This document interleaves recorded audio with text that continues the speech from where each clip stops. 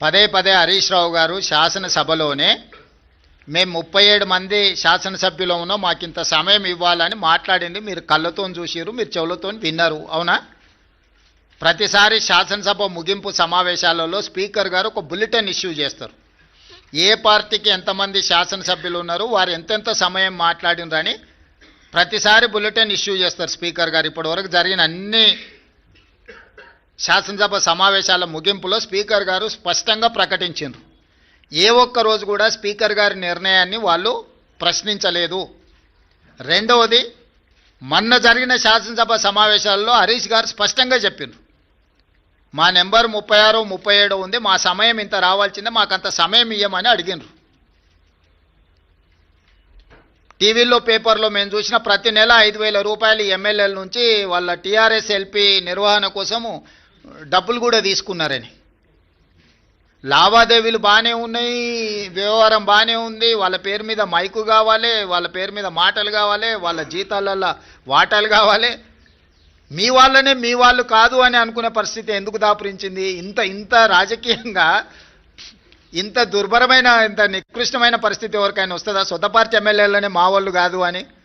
మనం గతంలో చూసినాం, పిల్లల్ని నమ్ముకునేటోళ్ళను సంతలాల్లో వచ్చి పిల్లల్ని నమ్ముకున్నారని, కనీసం వాళ్ళు పేదరికం ఉండేని అమ్ముకున్నారు అనుకున్నాం. మరి ఇప్పుడు వీళ్ళ విచిత్రం ఏందో, మేము మీ పిల్లలమే, మేము మీ వాళ్ళమే అని వీళ్ళు అంటారు, మీరు మా వాళ్ళు కాదని వాళ్ళు అంటారు. వాళ్ళు అదే చెప్తున్నారు కదా. ఎవరి ఇప్పుడు దాంట్లో ఎవరు మైనర్స్ లేరు, అందరు మేజర్లే కదా, విజ్డమ్ ఉన్నోళ్ళే కదా. ఆ మేజర్స్ విజ్డమ్ ఉన్నోళ్ళే వాళ్ళు ఎవరో చెప్తున్నప్పుడు నీ అభిప్రాయంతో నా అభిప్రాయంతో ఏం పని ఉంది?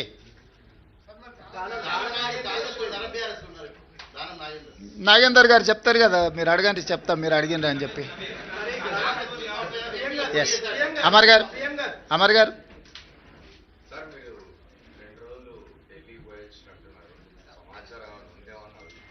దేని గురించి? సంజయ్ రౌత్ ఒక స్పెసిఫిక్ స్టేట్మెంట్ చేసినాడు. డిసెంబర్ 19 నాడు ప్రైమ్ మినిస్టర్ మారబోతున్నాడు, లేదు. ప్రైమ్ మినిస్టరే దేశంలో లేడు, ఆయనే విదేశాలలో ఉన్నాడు. అసలు 19 లోపల వస్తాడో రాడో కూడా నాకు సమాచారం లేదు. కాబట్టి మార్పు గురించి ఐ డోంట్ నో. అంటే ఆయన స్టేట్మెంట్ నా దృష్టిలో లేదు, మార్పు విషయం అసలే లేదు. ఎందుకంటే అది ఎల్పీ తీసుకోవాల్సిన, లెజిస్లేచర్ పార్టీ తీసుకోవాల్సిన నిర్ణయం నా దృష్టిలో లేదు.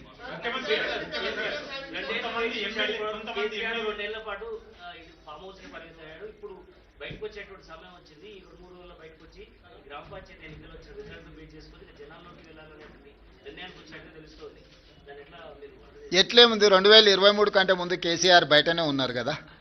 వాళ్ళు క్షేత్రస్థాయిలో పర్యటిస్తున్నప్పుడే కదా వారు ఓడించింది. వారు క్రియాశీలక రాజకీయాలలో ఉన్నప్పుడే కేసీఆర్ గారిని ఓడించి కాంగ్రెస్ పార్టీ అధికారంలోకి వచ్చింది.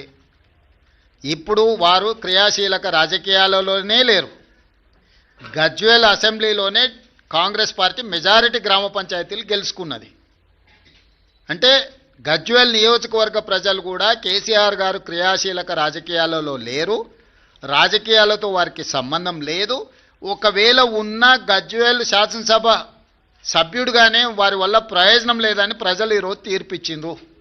గజ్వేల్ నియోజకవర్గ ప్రజలే కేసీఆర్ నాయకత్వాన్ని తిరస్కరించి అక్కడ కాంగ్రెస్కు మెజారిటీ గ్రామ పంచాయతీలు ఇచ్చిన తర్వాత ఇంకా ఏదో అద్భుతం జరుగుద్ది అని, అల్లావుద్దీన్ అద్భుత దీపం వస్తుంది అని ఆశిస్తే అది ఆశావాహుల యొక్క అభిప్రాయం. నేను కొత్తగా చెప్పడానికి ఏం లేదు.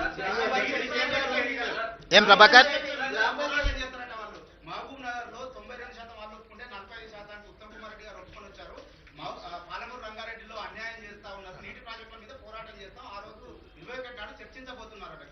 నేనేమంటున్నా అంటే కేసీఆర్ గారిని ప్రతిపక్ష నాయకుడిగా లేఖ రాయమని 3 రోజులు కానీ 4 రోజులు కానీ కృష్ణానది జలాలు, గోదావరి జలాలకు సంబంధించి ఎవరు ఏం చేసిండ్రో చర్చ చేద్దాం కూలంకషంగా, పూర్తి వివరాలతో వచ్చి కూర్చుందాం.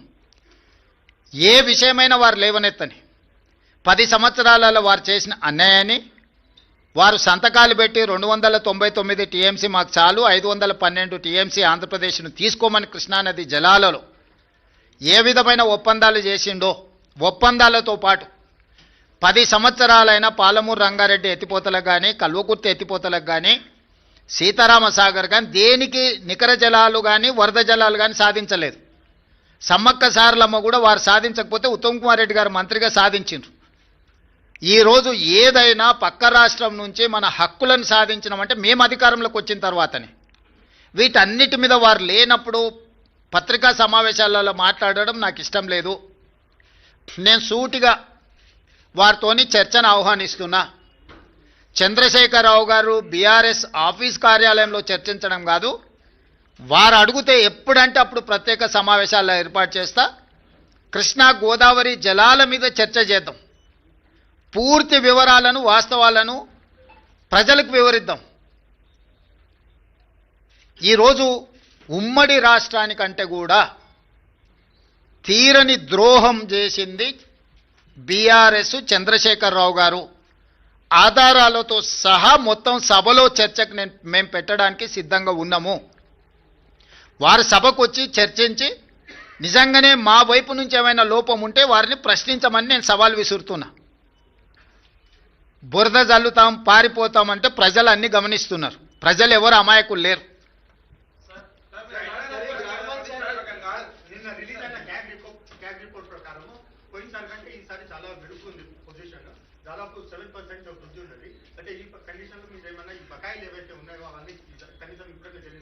ఏం బకాయి? నీకేం బకాయి ఉంది రాహుల్? ఎవరికి? డిస్కమ్లక చేద్దాం.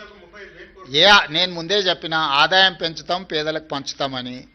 వారు చెయ్యంది మేం చేసింది సన్నబియ్యం 200 యూనిట్లు ఉచితం, 21,000 కోట్ల రూపాయల రైతు రుణమాఫీ, 9,000 కోట్ల రూపాయలు 9 రోజుల్లో రైతు భరోసా, 22,500 కోట్ల రూపాయలు 4,50,000 ఇందిరమ్మ ఇండ్లు.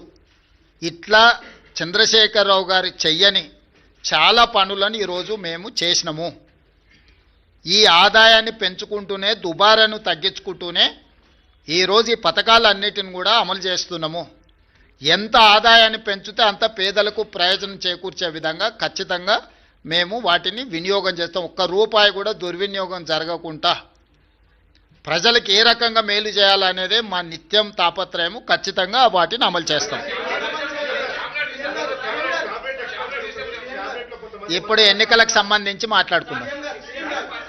గ్రామ పంచాయతీ ఎన్నికలు వాటి ఫలితాల మీద మాట్లాడుకుందాం.